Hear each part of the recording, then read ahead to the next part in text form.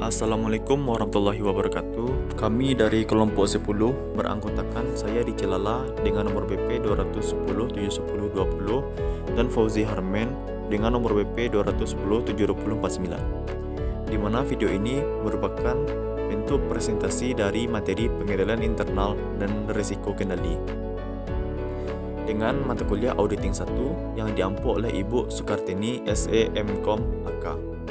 Selanjutnya kita masuk ke dalam materi komponen pengendalian internal. Komponen pengendalian internal terbagi menjadi 5. Yang pertama, lingkungan pengendalian. Lingkungan pengendalian merupakan dasar dari semua komponen pengendalian internal lainnya yang membuat organisasi menjadi disiplin dan terstruktur. Lingkungan pengendalian mencakup suasana organisasi dan sikap manajemen serta karyawan terhadap pentingnya pengendalian yang ada dalam organisasi. Yang kedua, penilaian risiko atau risk assessment. Penilaian risiko adalah identifikasi analisis dan pengelolaan risiko suatu organisasi. Suatu risiko yang telah diidentifikasi dapat dianalisis sehingga dapat diperkirakan tindakan yang dapat meminimalisirnya. 3. Prosedur pengendalian atau control activities. Prosedur pengendalian adalah kebijakan atau prosedur yang dibuat untuk memastikan tercapainya tujuan perusahaan dan mencegah terjadinya kecurangan. Yang keempat, pengawasan atau monitoring. Pengawasan adalah proses untuk menilai kualitas kinerja pengendalian internal suatu organisasi.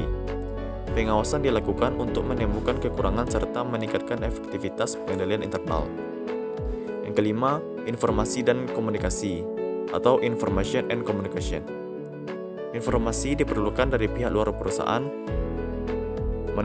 Manajemen dapat menggunakan informasi ini untuk menilai standar eksternal. Komunikasi melibatkan penyediaan suatu pemahaman yang jelas mengenai peran dan tanggung jawab individu berhubungan dengan pengendalian internal atas laporan keuangan. Selanjutnya, prosedur untuk memperoleh pemahaman pengendalian internal. Prosedur audit yang digunakan auditor untuk memperoleh pemahaman atas pengendalian internal terbagi menjadi 3. Pertama, mewawancarai karyawan perusahaan yang berkaitan dengan komponen pengendalian internal. Yang kedua, melakukan inspeksi terhadap dokumen dan catatan. Yang ketiga, melakukan pengamatan atas kegiatan perusahaan. Selanjutnya, menilai risiko pengendalian internal.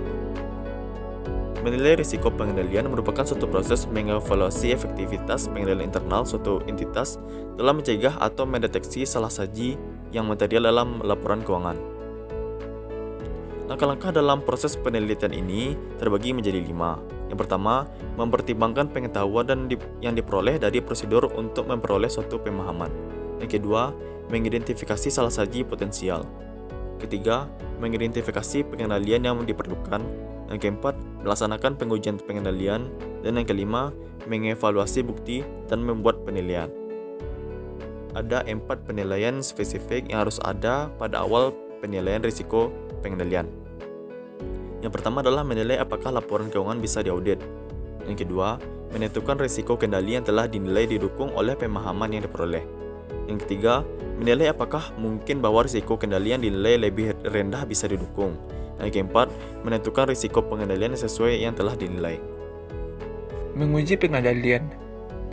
Pengujian ini merupakan pengujian terhadap kebijakan atau prosedur pengendalian internal atas instansi terhadap belanja subsidi untuk mendeteksi dan mencegah salah saji materi dalam satu asasi laporan keuangan.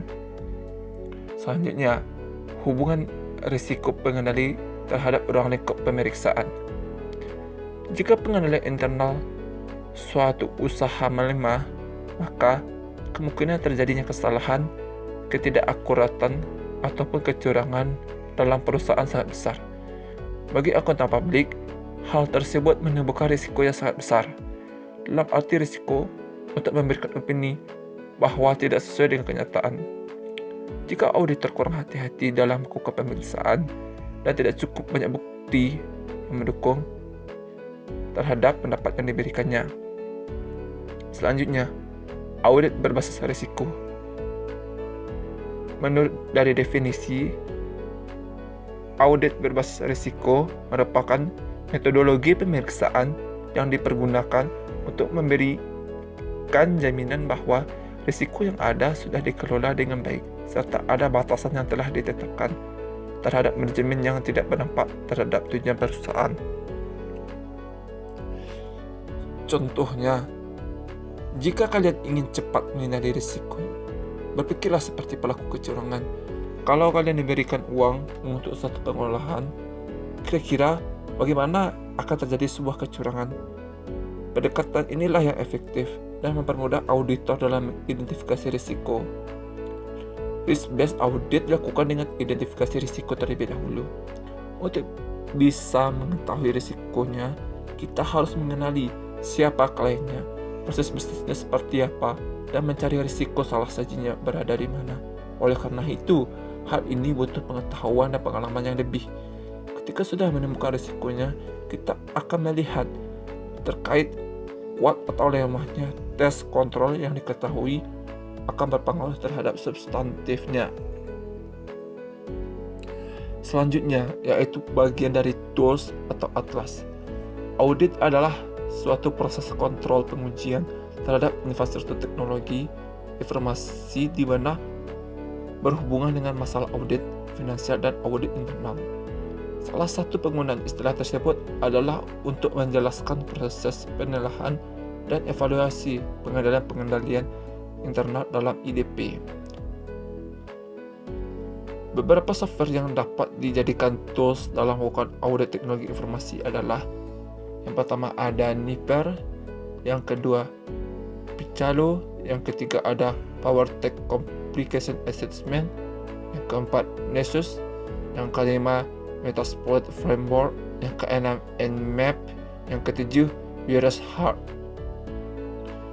Terakhir, latihan penguji pengendalian.